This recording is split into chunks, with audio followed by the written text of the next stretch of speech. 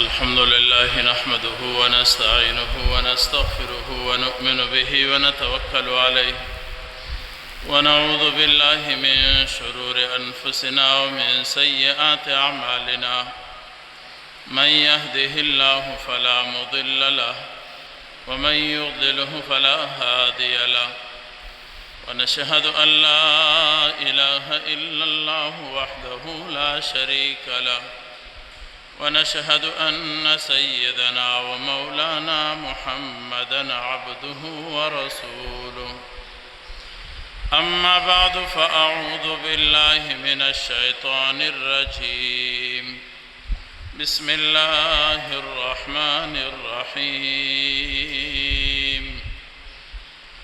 اليوم أكملت لكم دينكم وأتممت عليكم نعمتي ورضيت لكم الإسلام دينا وقال النبي صلى الله تعالى عليه وسلم لا يبقى من الإسلام إلا اسمه ولا يبقى من القرآن إلا رسمه آمنت بالله صدق اللہ العظیم۔ محبت کے ساتھ درود پاک پڑھیں۔ اللہم صلی علی محمد وعلی آل محمد۔ اللہم صلی علی محمد کما هو اہلہ ومستحقہ۔ انتہائی واجب القدر حضرات سامعین، محترم دوستو، بھائیو، بزرگو، ماہ سفر المظفر کا دوسرا جمعۃ المبارک ہے۔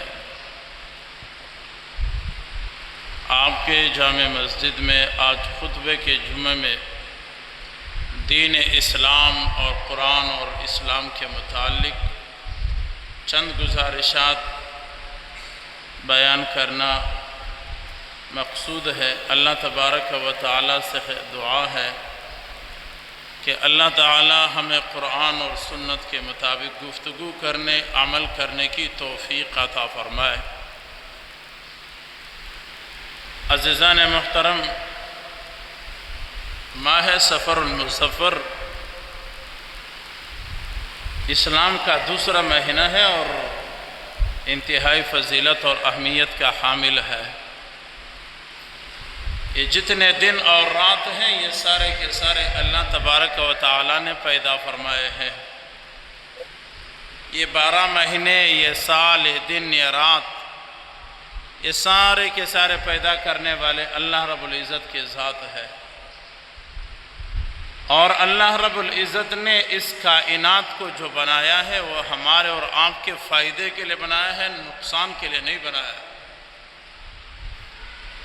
اللہ کے دربار میں کوئی چیز کسی بھی بندے کے لیے نقصان کے لیے نہیں ہے، اس کے فائدے کے لیے ہے۔ ماہ سفر المظفر میں نہ کوئی نحوست ہے، ماہ سفر المظفر میں نہ کوئی پریشانی اور وبا اور مصیبت ہے، کچھ نہیں ہے۔ اس لیے کہ یہ مہینہ بھی اللہ تبارک و تعالیٰ نے پیدا فرمایا ہے، اور اللہ تبارک و تعالی اس ماہ مبارک میں وہی اعمال قبول فرماتے ہیں جو اعمال اللہ رمضان میں قبول فرماتے ہیں۔ جو اعمال محرم الحرام میں اللہ کو محبوب تھے وہی اعمال آج بھی اللہ کو محبوب ہے۔ جو فضیلت اور جو ثواب محرم الحرام اور رمضان المبارک میں اللہ نے عطا فرمائے تھے وہ آج بھی اللہ عطا فرما رہے ہیں۔ لہٰذا ماہ سفر المظفر کے اندر کوئی ایسا واقعہ یا کوئی ایسی بات نہیں ہے جس سے ہم منحوس سمجھیں، جس سے ہم برا سمجھیں، ایسی کوئی بات نہیں ہے۔ ہمارے ایک بزرگ نے اس متعلق لکھا ہے کہ جو شخص کہتا ہے کہ ماہ سفر المظفر یہ ایک منحوس مہینہ ہے، یا اس میں نحوست ہے، یا اس میں بلا اور مصیبت آتی ہے، یا اس میں پریشانی ہوتی ہے، فرمایا یہ اللہ تبارک و تعالی پر تہمت باندھنے کے مترادف ہے کہ وہ اللہ رب العزت کی تخلیق پر اعتراض کر رہا ہے۔ اور ہمارے بہت سارے لوگ اس ماہ مبارک کے اندر نکاح نہیں کرتے کہ جی ماہ سفر میں نکاح نہیں ہونا چاہیے۔ بہت سارے احباب کو آپ دیکھیں گے جی ماہ سفر میں نکاح نہیں ہونا چاہیے۔ ایک ہمارے خواہشات ہے کہ ماہ سفر میں نکاح نہ ہو، ایک حضور علیہ السلام کی تعلیمات ہے۔ اگر ہم اپنے خواہشات پر چلیں گے تو یقیناً ہمیں سفر میں نکاح کرنا ہے یا نہیں کرنا ہے اس سے کوئی فرق نہیں پڑتا، یہ ہماری خواہشات ہے۔ اور اگر ہم رسول پاک صلی اللہ تعالیٰ علیہ وسلم کے سنت پر، آپ کی طرز زندگی پر، آپ کے مشن پر، پروگرام پر ہم عمل کرنا چاہتے ہیں تو پھر یاد رکھیں حضور علیہ السلام کی 2 نکاح ہے حضرت نبی پاک صلی اللہ علیہ وسلم نے اس ماہ مبارک میں خود کی ہے۔ اور یہ بھی کبھی کبھی ہم نے سنا ہے وہ جی ماہ سفر میں نکاح نہیں ہونی چاہیے اس لیے اولاد پیدا نہیں ہوتے، اور اگر اولاد پیدا بھی ہو جائیں تو وہ اچھے نہیں ہوتے، نیک نہیں ہوتے، ماہ سفر میں نکاح نہیں ہونا چاہیے۔ حضرت نبی پاک صلی اللہ علیہ وسلم کی لاڈلی بیٹی حضرت فاطمہ الزہرا کا نکاح حضرت علی بن ابی طالب رضی اللہ تعالی عنہ کے ساتھ ماہ سفر المظفر میں ہوا ہے۔ شیر خدا ہے حضرت علی رضی اللہ تعالیٰ عنہ، اس امت کے بڑے صحابی، اس امت کے بڑے امام ہیں حضرت علی المرتضیٰ رضی اللہ تعالی عنہ، وہ ماہ سفر میں نکاح کر رہے ہیں تو حضرت علی سے بڑا بزرگ آج کون ہو سکتا ہے؟ حضرت علی سے بڑا مضبوط عقیدہ کس کا ہو سکتا ہے؟ حضرت علی رضی اللہ تعالی عنہ سے مضبوط ایمان کس کا ہو سکتا ہے؟ اور حضرت علی اس ماہ مبارک کے اندر نکاح کرتا ہے اور پھر نبی کی بیٹی حضرت فاطمہ الزہرا سے کرتا ہے، تو پھر ہمیں اس طرف جانا چاہیے اور یہ سوچنا چاہیے کہ ہمارا عمل وہی ہونا چاہیے جو حضرت علی المرتضیٰ کا ہے۔ اولاد پیدا نہیں ہوتے تو پھر آپ بتائیں تاریخ کے اندر حضرت حسین اور حضرت حسن سے بڑے یہ اولاد پیدا ہوئے ہیں حضرت علی اور حضرت فاطمہ سے، اور یہ نکاح ہے ماہ سفر المظفر کا۔ اور جب ماہ سفر المظفر کے اندر حضرت علی کا نکاح حضرت فاطمہ سے ہے اور اس سے جو بچے پیدا ہیں ایک حضرت حسن ہے ایک حضرت حسین ہے، آج کی امت کو یہ کرنا چاہیے، آج کی امت کو یہ بات سمجھنی چاہیے کہ ہم نے اس طرح کے نکاح کرنے چاہیے جس میں اولاد حضرت حسن اور حضرت حسین جیسا ہو۔ اور ہم تو دعوت فکر دیتے ہیں، اگر آج کوئی چاہتا ہے کہ میرا بچہ حضرت حسین جیسا ہو، میرا بچہ وہ حضرت حسن جیسا ہو، میرے بیٹوں کے اندر وہ صفات موجود ہو جو حضرت حسن کے اندر موجود تھے، جو حضرت حسین کے اندر موجود تھے، آج اگر کوئی چاہتا ہے کہ ہمارے بچوں کے اندر یہ صفات ہونے چاہیے تو پھر یاد رکھیں اس کے لیے آپ نے یہ بدعت توڑنا ہوگا، آپ نے یہ رسم ختم کرنی ہوگی، اور آپ کو حضرت علی کے سیرت پر، حضرت علی کی سنت پر آپ کو عمل کرنا ہوگا۔ اور آپ نے سفر المظفر کے اندر نکاح کر رہا ہے، اس لیے میرے بھائیو دوستو بزرگو، یہ ماہ سفر المظفر وہی ثواب رکھتا ہے جو عام مہینے رکھتا ہے، یہ ماہ سفر المظفر وہی برکت رکھتا ہے جو عام مہینے رکھتا ہے۔ میرا رب منحوس دن پیدا نہیں کرتا، ہم اپنے عمل سے دن کو منحوس بناتے ہیں، ہم اپنے کردار سے، اپنے گفتار سے، اپنے اخلاق سے، اپنے برے اعمال سے ہم منحوس بناتے ہیں۔ اللہ کیوں منحوس پیدا کرتا ہے؟ اپنے اعمال پہ سوچتا نہیں ہے، اللہ پہ بات کرتا ہے۔ یہ آج کے مومن کا ضمیر ہے، یہ آج کے مومن کا ضمیر ہے، وہ اپنے اوپر بات نہیں لیتا، اللہ کی طرف منسوب کرتا ہے، اللہ پہ بات کرتا ہے۔ سادہ مثال میں اگر آپ حضرات کے سامنے بات رکھنا چاہوں، آپ نے فجر کی نماز نہیں پڑھی، دن منحوس ہے یا آپ کا عمل منحوس ہے؟ آپ نے فجر کی نماز نہیں پڑھی، بستر پر حی علی الصلاۃ کی صدا آپ نے سنی، الصلاۃ خیر من النوم، نماز نیند سے بہتر ہے، یہ آوازیں آپ نے سنی، آپ بستر سے مسجد تک نہیں گئے، جب آپ نے فجر کی نماز نہیں پڑھی تو جناب منحوس دن آپ نے بنایا یا اللہ نے پیدا کیا ہے؟ نعوذ باللہ، آپ نے منحوس کر دیا۔ اگر آپ فجر کے صف اول میں کھڑے ہوتے، آپ کا نیو کراچی سیکٹر 5J ہے، کتنے ہزاروں گھر ہے، ہر گھر کے اندر افراد بچے کتنے ہیں، اور آپ کے مسجد کی تعداد فجر میں کیا ہے؟ معاشرہ منحوس ہم بناتے ہیں، دن منحوس ہم بناتے ہیں، اور ہم اپنے لیے کسی چیز کو غلط کر دیتے، اللہ نہیں کرتا۔ اگر آپ فجر کی نماز باجماعت پڑھے، اگر آپ فجر کے بعد قرآن کی تلاوت کرے، اگر آپ فجر کے بعد ایک مختصر سی سورت لإلاف قریش کی تلاوت کریں، اور اگر آپ فجر کی بعد وہاں بیٹھ کر تسبیحات کریں، میں تو دعوے سے نہیں، قسم کے ساتھ یہ بات کہہ سکتا ہوں کہ وہ دن آپ کا منحوس نہیں ہوگا، وہ دن آپ کے لئے خیر و برکت کا باعث ہوگا، آپ کا کاروبار بھی باعث خیر و برکت ہوگا، اور آپ کی زندگی باعث خیر و برکت ہوگی۔ لیکن اگر آپ اللہ کے حکموں کو پامال کرتے ہو، فجر کی نماز میں نہیں ہوتے ہو، قرآن نہیں کھولتے ہو، اور اسلام کے قریب نہیں آتے ہو، پھر کہتے ہو سفر کا مہینہ، قطعاً نہیں ہے۔ اس لیے میرے حضور نے اس مہینے میں نکاح کیا ہے، حضرت زینب کے ساتھ نکاح فرمایا، حضرت سودا کے ساتھ نکاح فرمایا، حضرت علی نے حضرت فاطمہ کے ساتھ نکاح فرمایا۔ آج کے مسلمان کو اس بدعت کو توڑنے کے لیے، اس رسم کو ختم کرنے کے لیے، آج کے مسلمان کو باوجود کہ ہزاروں مسائل ہو، اس ماہ مبارک کے اندر اسے نکاح کر دینے چاہیے، ڈبل ثواب ہوگا، اس لیے کہ بدعت توڑ رہے ہو، رسم ختم کر رہے ہو، حضور کے سنت کو زندہ کر رہے ہو۔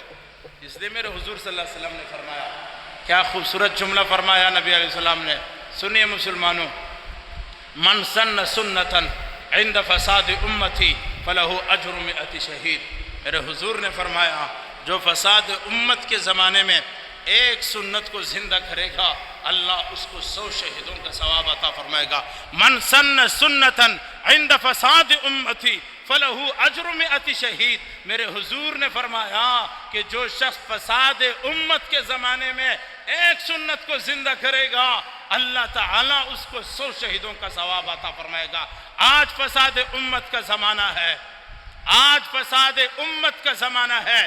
جس دور اور جس دھرتی پر اور جس زمانے کے اندر اللہ کے نبی کی توہین ہوتی ہو، یہ فساد امت کا زمانہ ہے۔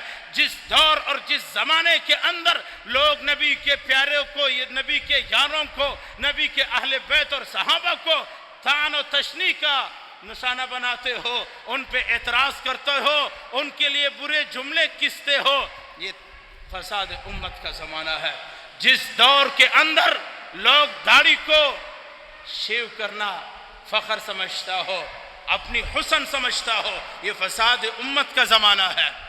جس دور کے اندر یہ کرتا کپڑے پہن کر اپنے ٹخنوں کو کھلا رکھنا لوگ عیب سمجھتے ہو، یہ فساد امت کا زمانہ ہے۔ جس دور کے اندر گانے عام ہو جائیں، یہ فساد امت کا زمانہ ہے۔ جس دور کے اندر ماں بہنوں کے چہروں سے دوپٹہ ہٹ جائے، یہ فساد امت کا زمانہ ہے۔ جس دور کے اندر سود عام ہو جائے، یہ فساد امت کا زمانہ ہے۔ اور جس دور کے اندر منشیات عام ہو جائے، یہ فساد امت کا زمانہ ہے۔ جس دور کے اندر لوگ مسجدوں کو چھوڑ دے، ویران کر دے، یہ فساد امت کا زمانہ ہے۔ آپ مجھے بتائیں، ہم اور آپ فساد امت کے زمانے میں ہیں۔ آج کے زمانے میں اگر ایک مسواک کا سنت، کوئی جیب میں مسواک رکھ کر سنت زندہ کرتا ہے، 100 شہیدوں کا ثواب ہے۔ آج کے اس زمانے میں اگر کوئی شخص حضور کی سنت سمجھ کر داڑھی چھوڑتا ہے، 100 شہیدوں کا ثواب اللہ تعالیٰ اس کو نقد عطا فرماتے ہیں۔ اس لیے میرے بھائیو، دوستو، بزرگوں، ماہ سفر المظفر کوئی منحوس نہیں ہے، کوئی منحوس نہیں ہے۔ میں نے بتایا حضرت علی اور نبی کا عمل، نکاح ہوا ہے، آپ کو اس ماہ مبارک میں نکاح کرنا چاہیے۔ کچھ لوگ تو کہتے جی اس میں حضرت حسین کا چہلم ہے، اس لیے اس ماہ مبارک کے اندر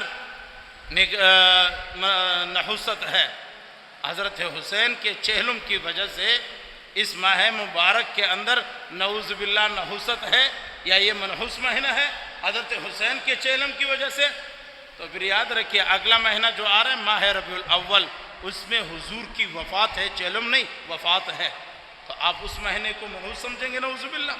اگر نبی کے نواسے کی وجہ سے، اس کی چہلم کی وجہ سے، پہلی بات تو صاف ستھری ہے، اہل سنت کے مذہب میں مسلک دیوبند کے اندر کوئی چہلم، کوئی تیجا، کوئی تیسرا، کوئی یہ چیز ہمارے یہاں کوئی حیثیت نہیں رکھتی، اس کی کوئی ضرورت نہیں ہے۔ یہ جو چہلم کا عقیدہ ہے یہ اہل سنت کا عقیدہ نہیں ہے، یہ جو چہلم کا طرز و طریقہ ہے یہ اہل سنت کا اس سے کوئی تعلق نہیں ہے۔ پہلی بات تو یہ یاد رکھیے، غیروں کے عقیدے لے کر اپنے عمل کو خراب مت کیجیے، اپنے عقیدے کو خراب مت کریں۔ آپ نے غیروں سے سنا کہ جی چہلم ہوتا ہے اور اس کی وجہ سے آپ نے ماہ سفر کو منحوس سمجھا، نکاح چھوڑا، خیرات چھوڑا، اعمال چھوڑے کہ جی خالی مہینہ ہے اور اس کے اندر کچھ ایسا نہیں ہے۔ چہلم کے پہلے ہمارے مذہب میں کوئی حیثیت نہیں ہے، اور جو لوگ بیان کرتے ہیں ان کی ہاں بھی اس کا کوئی حیثیت نہیں ہے، ایسا من گڑت اور فرضی کہانی ہے۔ لہٰذا چہلم کی وجہ سے کوئی منحوس نہیں ہوتا۔ اگر حضرت حسین کے چہلم کی وجہ سے یہ ماہ سفر منحوس ہے، اگلا حضور کے وفات کا مہینہ ہے، تو پھر اس پر آپ کا عقیدہ نعوذ باللہ کیا ہونا چاہیے؟ اس لیے یہ باتیں اسلام میں کوئی حیثیت نہیں رکھتی۔ دوسری بات، عزیزان محترم، حضور علیہ الصلوۃ نے فرمایا، حضرت علی کی روایت ہے، شہ بہقی میں موجود ہے، دیگر کتابوں میں موجود ہے، حضرت علی رضی اللہ تعالیٰ عنہ نے فرمایا، حضور علیہ الصلوۃ نے فرمایا، لا يبقى من الاسلام الا اسمہ۔ کیسی پیاری حدیث ہے مسلمانوں، اس حدیث کو یاد کر لو، اپنے سینے میں محفوظ کر لو۔ نبی علیہ الصلوۃ نے فرمایا، لا يبقى من الاسلام الا اسمہ، اسلام باقی نہیں رہے گا مگر اس کا نام باقی رہے گا۔ یہ حضور کے الفاظ ہے، روایت کرنے والے حضرت علی المرتضیٰ ہے۔ لا يبقى من الاسلام الا اسمہ، اسلام باقی نہیں رہے گا مگر صرف اس کا نام باقی رہے گا۔ ایمانداری سے مجھے بتائیں، آج ہمارے پاس اسلام باقی ہے یا اسلام کا نام باقی ہے؟ اس جملے پر آپ نے سوچنا ہے، یہ بہت سوالیہ نشان ہے اور بہت بڑی بات آپ حضرات کے سامنے چھوڑ رہا ہوں۔ لا يبقى من الاسلام الا اسمہ، اسلام باقی نہیں رہے گا مگر اس کا نام باقی رہے گا۔ آج ہمارے پاس اسلام ہے یا اسلام کا نام باقی ہے؟ اس پر آپ نے سوچنا ہے، اس پر آپ نے سوچنا ہے۔ ہماری تو ضمیر یہ کہتا ہے، ہماری تو ضمیر یہ کہتا ہے، ہم نے تو قرآن کے آئینے میں، حضور کے زمانے میں، حدیث کے روشنی میں نبی کے صحابہ کو پڑھا ہے۔ ایک صحابی 110 ہجری تک صحابہ دنیا کے اندر رہے، حضرت عامر آخری صحابی دنیا سے گئے ہیں، 110 ہجری تک دنیا میں صحابی رہے ہیں۔ دنیا کی کوئی کتاب، کوئی تاریخ، کوئی چیز ثابت کر کے دکھائیں کہ کسی صحابی نے نماز جان بوجھ کر چھوڑی ہو۔ صحابی اور نماز چھوڑے، تاریخ اسلام اور انسانیت کے اندر اس کا کوئی مثال نہیں ملتا۔ اس لیے کہ صحابہ کے پاس اسلام تھا۔ قرآن نے کہا، الیوم اکملت لکم دینکم، تمہارا دین مکمل ہو رہا ہے، صحابہ کا دین فرمایا۔ اس لیے میرے دوستو، ہم نے یہ بات سوچنی ہے، ہمارے پاس اسلام ہے یا اسلام کا نام باقی ہے؟ یقیناً آپ کو اپنے عمل پہ نظر کرنے کے بعد یہ بات سامنے آئے گی کہ ہمارے پاس اسلام کا نام باقی ہے۔ ارے جو فجر کی نماز نہیں پڑھتا اس کے پاس اسلام ہے یا اسلام کا نام ہے؟ جس کے چہرے پہ حضور کی داڑھی نہیں ہے، کیا اس کے پاس اسلام ہے یا اسلام کا نام ہے؟ جس کے شادی میں ڈھول دھماکے ہیں، حضور کی سنت کی خلاف ورزی ہے، اسلام کی مخالفت ہے، کیا ایسے شخص کے پاس اسلام ہے یا اسلام کا نام ہے؟ جو سود کا لین دین کرتا ہو، اس کے پاس اسلام ہے یا اسلام کا نام ہے؟ اور جو شخص اذان سننے کے بعد تجارت کرتا ہو، جمعے کی نماز کی وقت پہ دکان کھول کر رکھتا ہو، کیا اس کے پاس اسلام ہے یا اسلام کا نام ہے؟ جو اپنے ماں باپ کے حقوق کی ادائیگی نہ کرتا ہو، نافرمانی کرتا ہو، ماں باپ کے ساتھ بدتمیزی سے پیش آتا ہو، یہ شخص سوچے کہ میرے پاس اسلام باقی ہے یا اسلام کا نام باقی ہے۔ ہمیں اس بات پر غور کرنا ہے، ہمارے پاس کیا ہے؟ اسلام ہے یا اسلام کا نام باقی ہے؟ صحابہ اکرام رضوان اللہ تعالیٰ علیہ اجمعین کے پاس اسلام تھا، ہمارے پاس اسلام کا نام ہے۔ وہ عملی نقشہ تھے اسلام کے، ہم تصویری البم ہے تو اسلام کے۔ ان کے پاس اسلام کا عملی مشق ہوا کرتے تھے اور وہ اسلام کے خوبصورت سے خوبصورت اعمال کو اپناتے تھے۔ نبی علیہ السلام کی زندگی کی آخری نمازیں آپ دیکھیے، آپ صلی اللہ علیہ وسلم صحابہ کا سہارا لے کر شدید بخار کے عالم میں ہے۔ میرے اور آپ کے محبوب پیغمبر صلی اللہ تعالیٰ علیہ وسلم شدید بخار میں ہے، بیمار میں ہے، صحابہ کے اوپر سہارا لے کر پاؤں زمین سے گھسٹتے میرے حضور نے مسجد نبوی میں حاضری دی اور اس امت کو تعلیم دی کہ جوانی تو اور بات ہے، بڑھاپا اور بات ہے، میں حضور تو بیماری کے باوجود بھی مسجد کو چھوڑنے کے لیے تیار نہیں ہوں۔ میرے حضور نے عملاً یہ بات ہمیں سمجھائی ہے، لا یبقى من الاسلام الا اسمہ۔ ہمارے پاس اسلام ہے یا پھر اسلام کا نام باقی ہے؟ ایک صحابی نے کیا خوبصورت فرمایا کہ اسلام کسے کہتے ہیں؟ اسلام اسے کہتے ہیں مشرق کے اندر کوئی مسلمان پریشانی میں ہو، اس پر ظلم ہوتا ہو، مغرب کا مسلمان تڑپ جائے، یہ اسلام ہے۔ شمال کے اندر کسی مسلمان کے ساتھ ظلم ہوتا ہو اور جنوب کے اندر ایک مسلمان تڑپ جائے کہ میرے مسلمان کے ساتھ ظلم ہو رہا ہے، یہ اسلام ہے، یہ اسلام ہے۔ ایمانداری سے کہتا ہوں، ہمارے دور و زمانے کے اندر فلسطین کیسے جل رہا ہے، غزہ کیسے جل رہا ہے، آپ کا یہ دجالی میڈیا آج رپورٹ پیش کر رہا ہے کہ وہاں روزانہ 2000 کے قریب مسلمان بچے پیاس اور بھوک سے مر رہے ہیں، اور یہاں کراچی میں ہو یا پورے ملک کے اندر مسلمان نہ اپنے خواہشات سے باز آیا ہے، نہ مسلمان کے چہرے پہ پریشانی ہے، نہ مسلمان کے دل میں کوئی غم ہے۔ یہ کیسا اسلام ہے؟ تیرا ایک بھائی اسلام کے نام پر، کلمے کے نام پر، نبی کے نام پر فلسطین میں کٹ رہا ہو، وہ خون کے اندر لت پت ہو، اور تو یہاں پر جشن منا رہا ہو اور تو یہاں پر مستیاں کر رہے ہو، تو ایمانداری سے بتاؤ یہ کیسا اسلام ہے؟ ہمارے پاس اسلام ہے یا اسلام کی تصویر ہے؟ ہمارے پاس اسلام ہے، یہ حضور نے فرمایا تھا سیاتی قوم، میرے امت پر ایک زمانہ ایسا آئے گا لا یبقى من الاسلام الا اسمہ، اسلام نہیں ہوگا، نام ہوگا۔ آج نام کے لیے سب حاضر ہے، سب حاضر ہے، یہ بھی مسلمان، وہ بھی مسلمان، وہ بھی مسلمان، یہ بھی مسلمان، سارے مسلمان، ہر ایک اپنے آپ کو مسلمان کہہ رہا ہے۔ اب تو معذرت چاہتا ہوں، اب تو بہت معذرت کے ساتھ، جو نبی اور صحابہ کو بھی نہ مانتا ہو، ان کے زندگی کو نہ مانتا ہو، ان کے اخلاق اور ایمان اور کردار اور گفتار اور اعمال کو بھی نہیں مانتا، وہ بھی مسلمان، یہ بھی مسلمان، وہ بھی مسلمان، اذان کا منکر بھی مسلمان، نماز کا منکر بھی مسلمان، جہاد کا منکر بھی مسلمان، تبلیغ کا منکر بھی مسلمان، ابو بکر کو کافر کہنے والا بھی مسلمان، حضرت عمر کو غلط کہنے والا بھی مسلمان، حضرت علی اور معاویہ اور حضرت عثمان اور عائشہ اور حفصہ صحابہ پر زبان درازی کرنے والے بھی مسلمان، یہ سارے مسلمان، یہ بھی مسلمان، اس لیے کہ لا یبقى من الاسلام الا اسمہ، ان کے پاس اسلام نہیں ہے، اسلام کا نام ہے، ورنہ حقیقی اسلام تو وہ ہے جس میں صورت نبی آئے، حقیقی اسلام وہ ہے جس میں سیرت ابو بکر آئے،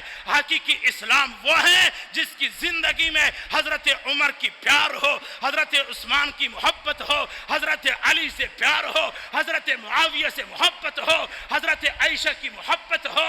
असली ओरिजिनल इस्लाम यही है जिसमें सहाबा और अहले बैत से मोहब्बत हो, मस्जिदों से मोहब्बत हो, कुरान से मोहब्बत हो, अल्लाह से मोहब्बत हो, दीन इस्लाम से मोहब्बत हो। ये हकीकी इस्लाम है। अगर ये चीज़ें नहीं है तो फिर याद रखे, लाख मरतबा तू अपने आप को मुसलमान कहे, तेरे पास इस्लाम का नाम रहेगा, इस्लाम नहीं रहेगा।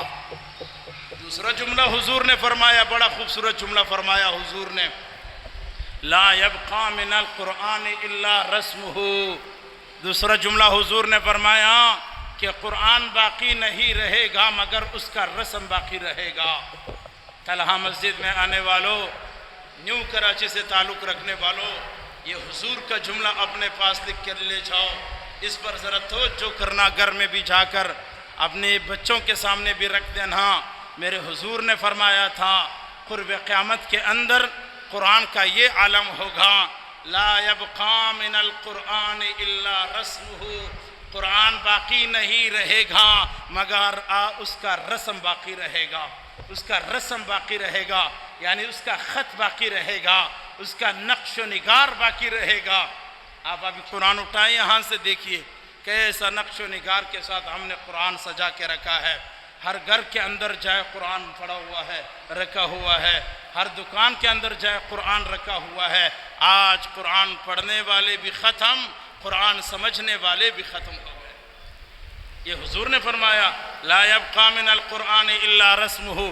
कुरान बाकी नहीं रहेगा मगर उसका रस्म बाकी रहेगा। मुसलमानों, जब जिस मुआशरे से कुरान बंद होता है वहाँ अल्लाह के अज़ाबें आया करती है, वहाँ अल्लाह के तरफ से मखलूक़ात पर रहम नहीं आया करता।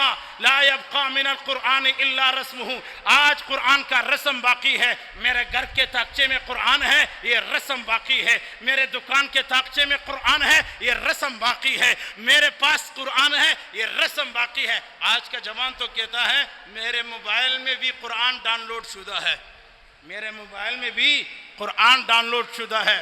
मैं उस उन्वान पे नहीं जाना चाहता। ये कुरान पढ़ने के लिए आया था, समझने के लिए आया था। कुरान का एक अमल तो पढ़ना है सवाब के लिए, और हमने पूरा शरीयत सवाब में बंद करके और कुरान को पढ़ने में समझ लिया है। समझने की तो हमने कोशिश तक नहीं की। याद रखो मुसलमानों, अच्छी तरीके से याद रखो, ये कुरान सिर्फ पढ़ने और सवाब के लिए नहीं, ये तो समझने के लिए आया था। ये कुरान तो आपको अमल के लिए आया था। ये कुरान तो आपका अकीदा ठीक करने आया था। ये कुरान तो आपकी माँ बाप के हुकूक बतलाने आया था। ये कुरान तो आपको तिजारत सिखाने आया था, आपको शरीयत सिखाने आया था, अल्लाह की मारिफत बता रहा था, ये अपना नबी बता रहा था, ये दिगर अंबिया की सीरत बता रहा था, ये सहाबा की सीरत बता रहा था। ये कुरान सिर्फ पढ़ने के लिए किसने कहा? ये कुरान सिर्फ सवाब करने के लिए किसने कहा? नहीं, ये कुरान समझने के लिए आया है। कौन है इस पूरे जामे मस्जिद के अंदर, इस पूरे कराची, न्यू कराची के अंदर ढूंढो, 5 आदमी तुम्हें नहीं मिलेंगे जो ये कहता हो मैंने महीने के अंदर 2 घंटे कुरान के समझने के लिए लगाए हैं। बहुत माजरत चाहता हूँ, आज तो हमारा दीनी तबका भी इस चीज़ से दूर हो रहा है। बहुत सारे लोग हैं वो दीन के अंदर तो थोड़ा शौक़ रखते हैं, लेकिन कुरान सीखने का शौक़ फिर भी नहीं आया। एक आदमी इधर खड़े हो जाए, 1000 रकात नफल पढ़े, इधर सामने खड़े हुए 1000 रकात नफल पढ़े, और एक आदमी इधर बैठकर एक आयत तिलावत तर्जुमा सीखता हो, कुरान की तिलावत का तर्जुमा सीखता हो। मेरे हुजूर ने फरमाया वो खड़े होकर 1000 रकात नफल पढ़े, ये एक आयत तर्जुमा का कुरान का तर्जुमा सीख ले, इसका फजीलत, इसकी सवाब, इसका ये अमल उसके 1000 रकात से अल्लाह को महबूब है, अल्लाह को ज़्यादा पसंद है।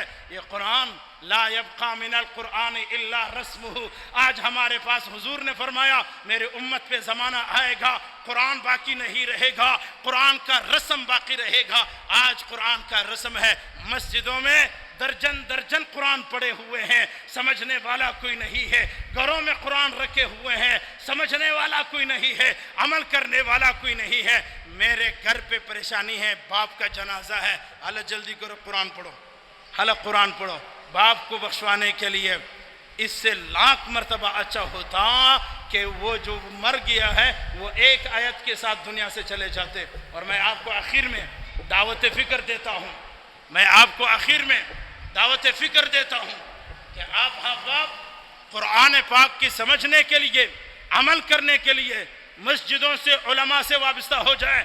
ہر شخص یہ نیت کر لے کہ اللہ میرا جنازہ اس وقت ہوگا جب مجھے قرآن کا ترجمہ آئے گا، قرآن کے اوپر عمل کروں گا، قرآن کی باتیں سمجھوں گا۔ اب آئیں تو صحیح، قرآن ایسی کتاب ہے، ایسے اس کی زبردست حکمت و بصیرت ہے، آپ کی زندگی میں سکون برپا کرنے والی کتاب ہے۔ اس لیے حضور نے فرمایا لا یبقى من القرآن الا رسمہ، قرآن رسم کے لیے باقی ہے، ختم قرآن کے لیے اور دکان کے کاروبار کے لیے، گھر کے پریشانی کے لیے اور دیگر چیزوں کے لیے قرآن صرف استعمال کیا جاتا ہے۔ تو یہ حضور نے فرمایا لا یبقى من الاسلام الا اسمہ، اسلام باقی نہیں رہے گا، اس کا نام باقی رہے گا۔ آج ہمارے پاس اسلام کا نام باقی ہے، اللہ تعالی ہمیں اسی اسلام پر موت عطا فرمائے، آمین کہہ دو۔ اللہ ہمیں اسی اسلام پر موت عطا فرمائے۔ اور میں آپ حضرات سے کہتا ہوں کامیاب ہے وہ شخص جس کی موت اسلام پر آئے، جس کی موت اسلام کی حالت میں آئے۔ پریشان ہونے کی ضرورت نہیں، گھروں سے جنازے اٹھتے ہیں، ہم وویلا کرتے ہیں، روتے ہیں، کوئی رونے کی ضرورت نہیں ہے۔ یہ 2025 1447 ہجری ہے۔ اس دور و اس زمانے کے اندر اگر آپ کا جنازہ اسلام کے ساتھ نکلتا ہے، اگر آپ قبر کے پاتال میں پہنچتے ہو ایمان کی حالت میں، ایمانداری سے کہتا ہوں کہ آپ سے بڑا کامیاب دنیا میں کوئی نہیں ہے۔ ہم نے سنا، ہم نے پڑھا، حدیث میں موجود ہے، قبر میں بڑی سختیاں ہیں، وہاں اندھیرا ہے، وہاں کیڑے مکوڑے ہیں، وہ تنگی کا گھر ہے، وہ سختی کا گھر ہے۔ ہم نے حدیثوں میں پڑھا، قرآن میں آیا ہے، پولیس رات کا راستہ ہوگا، بڑے مشکلات ہوں گے اور وہاں سے گزرنا بہت مشکل ہوگا۔ لیکن یاد رکھو مسلمانوں، ایک ہاتھ میں قرآن ہو، ایک ہاتھ میں ایمان ہو، یہ قبر کے اندھیرے کچھ بھی نہیں ہے، یہ قبر کی تنگی کچھ بھی نہیں ہے، یہ قبر کے کیڑے مکوڑے کچھ بھی نہیں ہے۔ لوگ کہتے ہیں سانس نہیں نکلتی، ایمان کی طاقت ہوگی، قرآن کی طاقت ساتھ ہوگا، اللہ کی قسم نہ سانس نکلنے کی پریشانی ہے، نہ موت کی پریشانی ہے، نہ قبر کی پریشانی ہے، نہ قبر کی سختیاں ہیں، نہ قبر کا اندھیرا ہے، نہ قبر کے کیڑے مکوڑے ہیں، نہ پولیس رات کی مشکلات ہے، نہ آخرت کی مشکلات ہے۔ لیکن آپ بیدار ہو کر ایک ہاتھ میں ایمان لے، ایک ہاتھ میں قرآن لے، یہ فرشتے بھی آپ کے پاس عاجز بن کر آئیں گے۔ آج تو کہتے ہیں اسرائیل کا موت آیا ہے، موت کی سختی آئی ہے۔ آپ آئیں تو صحیح، فجر کا نماز صف اول میں پڑھ کر تو دیکھیں، آپ آئیں تو صحیح، قاری صاحب سے، امام صاحب سے آپ قرآن پڑھے تو صحیح، سمجھے تو صحیح، آپ اپنے چہرے پہ حضور کی سنت کو سجا کر تو دیکھیں، آپ اپنے کپڑوں میں حضور کا سنت سجا کر تو دیکھیں، آپ اپنے ٹخنوں سے پنچے اٹھا کر تو دیکھیں، آپ اپنے ماؤں بیٹوں اور بہنوں کو آپ جناب پردہ کروا کر تو دیکھیں، آپ اپنے جیب میں مسواک رکھ کر تو دیکھیں، آپ بسم اللہ کے ساتھ کھانا شروع کر کے تو دیکھیں، آپ بیٹھ کر کھانا شروع تو کر لے، آپ اسلام کے مطابق اپنی صبح بنا لے، اسلام کے مطابق اپنی شام بنا لے، اور اسلام کے مطابق اپنی تجارت بنا لے، اسلام کے مطابق اپنی نکاح بنا لے۔ مجھے رب کی قسم ہے موت کی سختیاں کچھ بھی نہیں ہے، قبر کے اندھیرے کچھ بھی نہیں ہے۔ یہ سختیاں اس کے لیے ہے جس کے ایمان کمزور ہے، جس کا ایمان میں کمزوری ہے، جس کے عمل میں کمزوری ہے، جس کے عقیدے میں کمزوری ہے، ان کے لیے مشکلات ہے۔ اللہ تعالی ہم سب کا حامی و ناصر ہو۔ اللہ تعالی اس مسجد کو دن دگنی رات چگنی ترقیاں نصیب فرمائے۔ یہ ہماری یادگار مسجد ہے، یہ ہماری یادگار مسجد ہے، یہاں ہم آتے ہیں، روح تازہ ہوتے ہیں۔ یہ دونوں بھائی جو لگے ہوئے خدمت کر رہے ہیں، میری زندگی میں سال میں ایک جمعہ یہاں نصیب ہوتا ہے۔ ان کے والد سے لے کر ان کے آج کے دنوں تک دیکھ کر دل خوش ہوتا ہے۔ اور میں آپ حضرات سے کہتا ہوں مولانا سعد صاحب آپ کا امام ہے، آپ کا خطیب ہیں، آپ محبت کا اظہار کیجئے، آپ محبت کے ساتھ پیش آئیں، ان کے ساتھ دست بازو بنے، کھڑے ہو جائیں۔ یہ نوجوان آپ کے مسجد کے مصلی پر آئے ہیں اور آپ کے علاقے میں یہ آپ کے مسجد کے مصلی کے وارث ہیں، محبت کیجئے۔ ان کا ساتھ دیجیے۔ اور مجھے بہت خوشی ہوئی جب میں نے پہلی مرتبہ دیکھا مولانا سعد صاحب نے یہاں سے خطبہ دیا اور جمعہ پڑھایا، میرے دل سے دعا نکلی، اللہ اس گلشن کو سدا آباد و سلامت فرما، اللہ ان جوانوں کی عمروں میں برکت عطا فرما، اللہ اس مسجد کے ساتھ رہنے والے، تعاون کرنے والے، محبت کرنے والوں کو سدا آباد و شاد فرما۔ وآخر دعوانا